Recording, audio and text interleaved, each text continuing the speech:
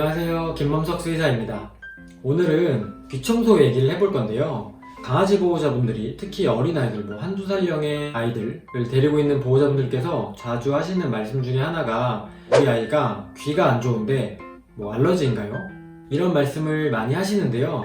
물론 식이 알러지 때문인 경우도 있지만 아이들이 귀청소를 잘못해서 외염이 생기는 경우도 있기 때문에 또 의외로 많기 때문에 제가 오늘은 귀청소 얘기를 해보려고 합니다.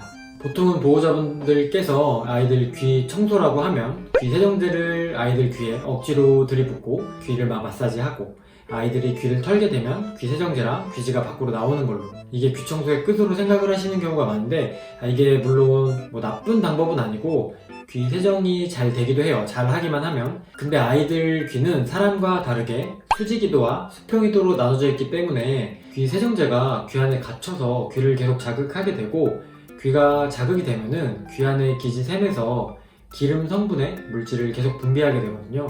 그렇다 보면은 귀 안이 기름진 환경으로 바뀌고 이 기름진 환경을 되게 좋아하는 게 효모균, 곰팡이균의 일종인데 말라세치아라고 하죠. 기름진 환경을 좋아해서 이런 환경에서 과증식하게 됩니다.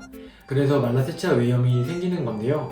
이거는 식이 알러지가 있는 아이들이 말라세치아성 외염, 그러니까 효모균 있는 외염이 생기는 거랑 거의 비슷한데 다만 식이 알러지 때문에 귀가 붓고 자극이 돼서 귀지샘이 분비되는 게 아니라 보호자분들이 청소하다가 잘못 들어간 귀 세정제로 인해서 귀가 자극이 돼서 외염이 생기는 것만 다릅니다. 이렇게 귀가 많이 자극이 되면 외염이 생길 수 있는데 귀 세정제 말고도 집에서 보호자분들께서 아이들 귀를 자극시킬 수 있는 게 아이들 귀에 털이 많다 보면 왠지 외염이 생길 것 같고 귀가 답답해 보이니까 깃털을 막 뽑으시는 경우도 있거든요. 그런 경우에도 귀가 자극이 돼서 외염이 생기기도 하고 또 목욕을 하다가 귀가 좀 더러운 것 같으니까 막 물로 닦아요. 그럼 물이 들어가서 아까처럼 귀 세정제가 귀 안에 갇힌 것처럼 물이 귀 안에 갇혀서 자극돼서 외염이 생기는 경우도 있습니다. 그거 외에도 귀 청소를 또 열심히 해주시겠다고 면봉 같은 걸로 귀를 닦다가 외염이 생기는 경우도 있습니다.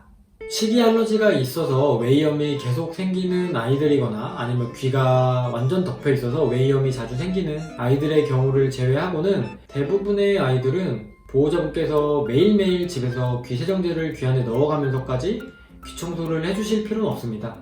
그리고 만약에 귀지가 너무 많이 나온다고 하면 병원에 가서 그냥 간단하게 체크만 받으셔도 되니까 그때는 병원에 내원하시는 게 더 나을 것 같고 그 병원에 내원해서 귀 상태를 체크하고 진짜 아이들이 귀지가 많아서 매일 집에서 청소를 해주셔야 되는 상태라고 한다면 먼저 병원에 가서 담당 수의사 선생님과 상담을 하고 나서 귀 청소 주기를 맞춰가면 될 것 같습니다.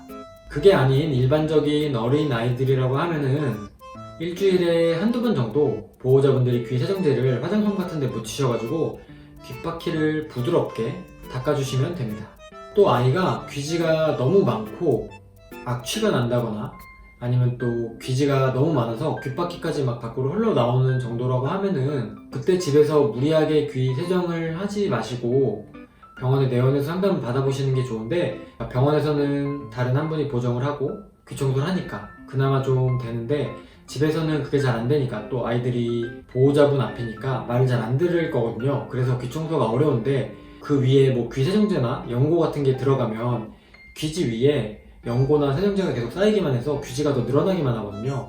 그래서 그때는 귀지의 양을 줄여주는 게 중요해서 병원에 내원해서 상담을 받고 필요하다면 내복약도 먹고 또 필요하다면 연고도 바르고 하는 게 좋습니다. 근데 이 또 연고가 애들 외염에 직접 귀에 닿으니까 되게 효과가 좋은 편이거든요. 근데 이게 딱 한 가지 단점이 귀지가 많은 아이들은 이 귀지를 먼저 세정을 해주거나 내복약으로 좀 줄여주거나 하고 나서 연고를 적용해야 됩니다. 귀지가 있는 상태에서는 연고를 아무리 들이부어도 귀지 위에 쌓이기만 하고 귀에 적용이 안 돼서 효과가 굉장히 떨어지거든요. 그래서 그때는 상담을 받고 나서 내복약이랑 외용제, 귀에 넣는 약을 같이 적용하는 게 제일 효과적입니다. 제가 오늘 준비한 내용은 여기까지고 다음 시간에 더 알찬 정보로 돌아오겠습니다. 감사합니다.